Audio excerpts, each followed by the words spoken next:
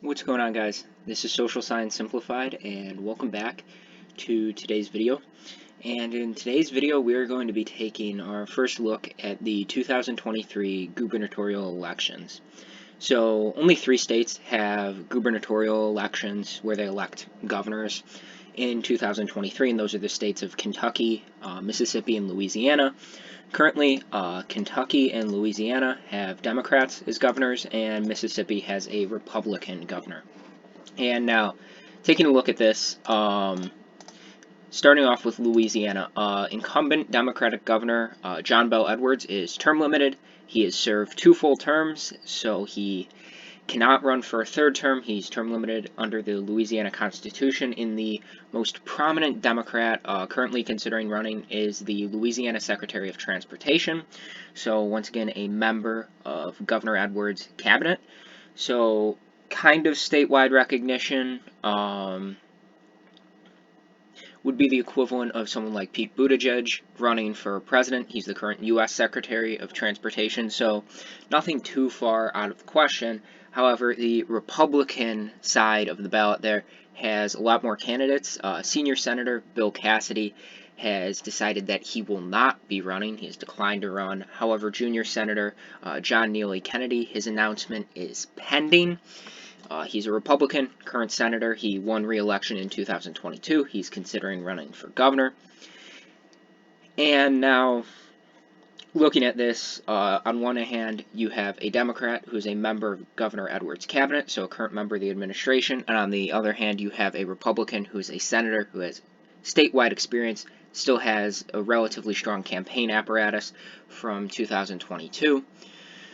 And you have 8 years of a Democratic governor, and generally in a state like Michigan, you had 8 years of a Democrat being governor, 8 years of a Republican, and now you're going to have 8 years of a Democrat, and that's just generally how things go with governors, is you'll have 8 years of one party, and then things will start to swing back, and it will be a lot more challenging when you have a term-limited incumbent. So right now, I'm going to characterize Louisiana as lean Republican for the governorship. Obviously, once, the Democratic candidate actually announces, and once we figure out who the Republican nominee is actually going to be, because there's several who are considering running, then I might recharacterize that. But I still believe it will be competitive. John Bel Edwards, extremely strong candidate, decent approval rating in the state of Louisiana.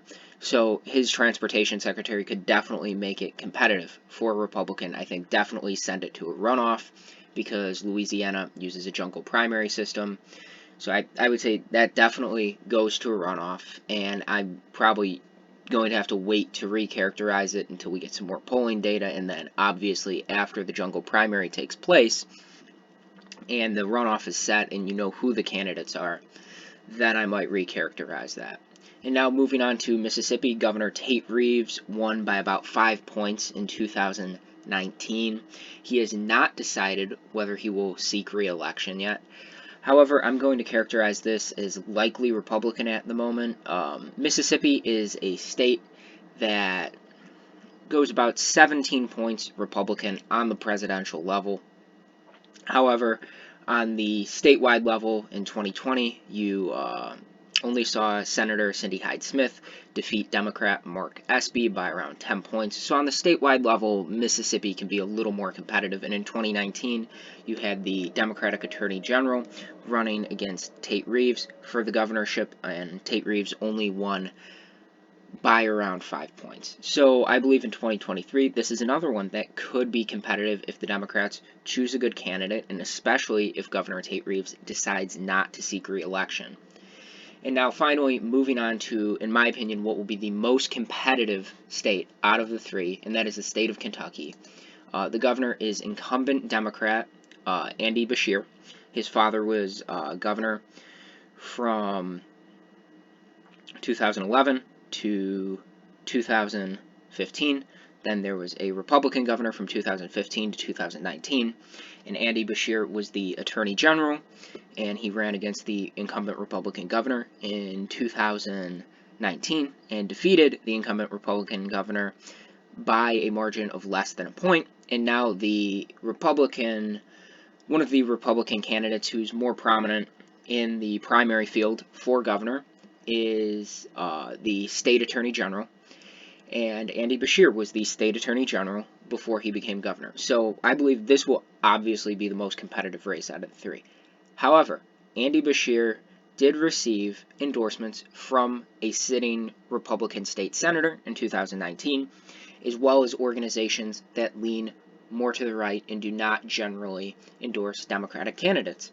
And this shows that Andy Beshear is a moderate and a Democrat who can win in a state like Kentucky. In a very Republican state like Kentucky, Andy Beshear is a Democrat who can win.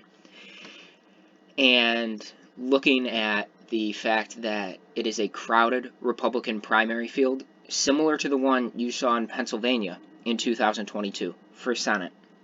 And I'm not saying that's comparable because Pennsylvania is a state that Joe Biden won by around a point in 2020, whereas he lost by 23 points in Kentucky in 2020.